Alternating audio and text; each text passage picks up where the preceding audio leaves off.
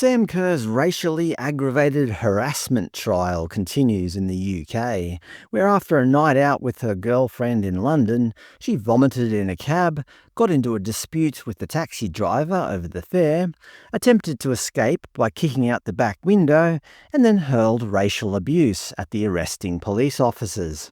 Just a regular night out in London, from what I've heard. There's a couple of things I've noticed about Ms Kerr's defence during the trial. One, her claims of victimhood. The world is so unfair and has treated her so poorly. It's a hard life being a world-famous millionaire soccer player. And two, her selective memory. Let's start with examples of victimhood.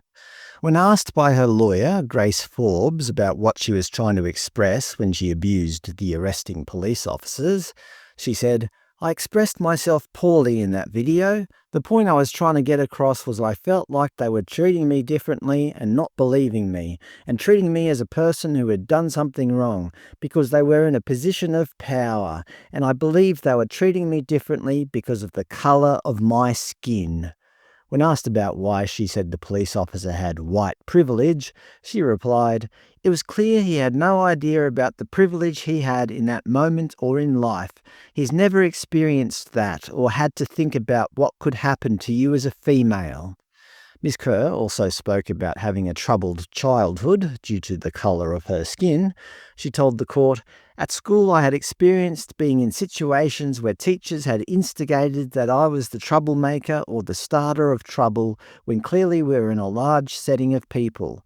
Also at a shopping centre, if I'm not dressed correctly, I have often been followed around the shopping centre by security guards or staff members." When asked by Ms Forbes whether there were any experiences in Australia that made her wary of hailed cabs, she replied, "I lived in Western Australia where for 30 years there was actually a serial killer that was thought to have been a taxi driver, that everyone was talking about not to get into taxis." She's referring to the Claremont killer, Bradley Edwards, who was caught in 2016 and sentenced to life imprisonment. He was not a taxi driver, he was a Telstra technician, although there were suspicions around taxi drivers early on in the investigation.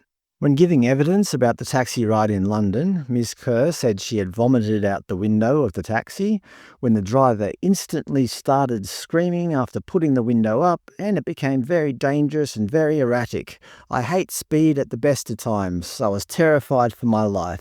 I didn't have a seatbelt on, so I was getting thrown around the back of the cab. Everything was going through my mind, being in a car with a stranger."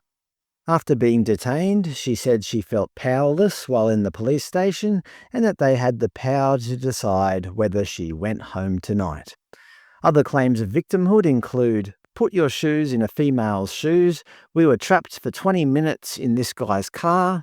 I didn't feel protected in the police station because we only spoke to 3 males even though we were with a dangerous male.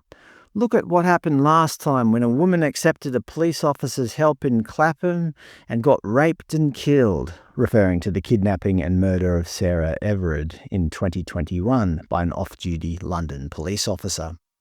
In a recorded interview at the police station on the night of the incident, she said, "I didn't feel protected in that moment as a female, and I'm here voluntarily because I want this sorted out." While talking to the arresting police officers, the pair claimed they had called the police while in the taxi, but the officers said they had no record of the call. So Ms Kerr said that neither she or her girlfriend, who is American, are from the UK, so we don't know the police number. And just one more claim of victimhood. "I'm not paying for some fucking dodgy cunt's fucking window. This is a racial fucking thing. You were believing that guy out the front over £50? Listen to the fucking recording. This stupid cunt wouldn't let us go." Fine words from a fine lady. But the most telling part of the trial, in my opinion, is Ms Kerr's selective memory. She seems to remember all the exact details about the cab ride and the dodgy taxi driver, but seems to have no recollection of the only thing that is verifiably true, that she called the police officers stupid and white. Prosecutor William Emlyn Jones was quick to jump on this during his cross-examination. He said, By the time you leave the club and try for an Uber and then hail a cab, it's fair to say that, Ms Kerr, you were drunk. Yes. You were so drunk that you were sick. Yes. Do you think that your level of drunkenness might have had an impact on your perception on what was happening to you in the taxi? No. Let's be clear about this. Do you still believe that the taxi driver was kidnapping you? Yes. You now know that he drove you to a police station because the police had advised him to drive you to a police station. There is a difference between what you now know and what you knew then. Has the new information made you reflect that maybe at the time we got this wrong? No. Your impression is someone who was drunk and got it wrong. What is going on in the cab that makes your driver phone the police and then follow their advice? You two were kicking off in the back. No. When you were asked less than 24 hours later in a police interview if you recall calling PC Lovell effing stupid and white, you had no recollection. If you didn't remember that, it's fair to say there's lots of things that you didn't remember about that night. It was a very distressing night for me. I wasn't jotting down word for word. Your memory of the event 2 years on is miraculous.